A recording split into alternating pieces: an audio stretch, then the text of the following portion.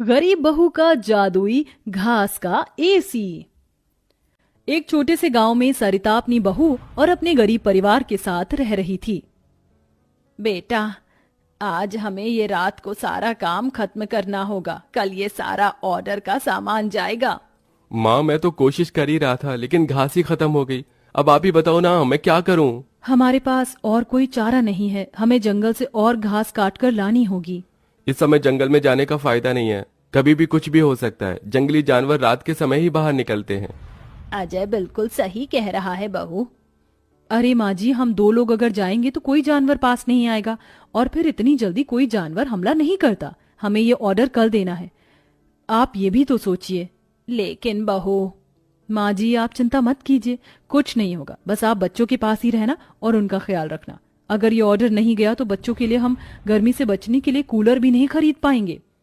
सरिता की बहू भाविका और उसका बेटा, वो तीनों घास से पंखे कूलर बनाने का काम किया करते थे, इसलिए उन्हें घास की जरूरत पड़ती थी। वह आधी रात के समय जंगल में जाते हैं। भाविका, जरा से भी हलचल हुई तो मुझे बता देना, कभी भी कुछ भी हो सकता है। ठीक है जी, मैं आपको बता दूंगी। अजय और भाविका दोनों ही जंगल में घास काट रहे होते हैं, तब उन्हें झाड़ियों से आवाज आने लगती है। क्या तुमने भी वहां से कोई आवाज सुनी है? हाँ जी, मैंने भी सुनी है। मैंने तुम्हें कहा था ना, इस समय आना ठीक नहीं है। चलो देखते हैं उधर क्या है। भाविका और अजय झाड़ियों के पास जैसे ही जाते हैं, उन झाड़ियों के पीछे से एक आदमखोर भेड़िया निकलता है। भाविका, भागो यहाँ से, यहाँ पर तो बहुत खतरनाक भेड़िया है। अजय और भाविका दोनों अपनी जान बचाकर भागने लगते हैं। अजय, अब हम लोग क्या करें? कहीं भेड़िए ने हमें खा लिया तो? रुकना मत, बस भागती जाओ। भागते भागते वो दोनों जंगल से किसी तरह बाहर निकल आते हैं और भेड़िया उनका पीछा छोड़ देता है। जान बची तो लाखों पाए, लौट के बुद्धू घर को आए। रास्ते में चलते हुए आधी रात के समय उन्हें गांव के एक कूड़े के ढेर के पास एसी पड़ा हुआ नजर आता है। अरे देखो जी, यहाँ पर एसी पड़ा है। अरे पता नहीं किसका होगा, चलो यहाँ से चलते हैं। मुझे लगता है किसी ने ऐसे ही डाल दिया होगा। मैं तो कहती हूँ इसे लेकर चलते हैं।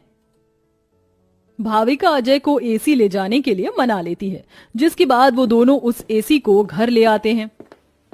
तुम दोनों तो घास लेने गए थे, ये क्या लेकर आ गए हो?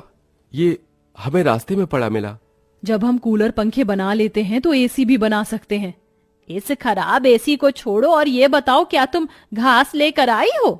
सरिता के ये बोलने के बाद जंगल की दुर्घटना के बारे में दोनों बताते हैं, जिसे सुनकर सरिता हैरान रह जाती है।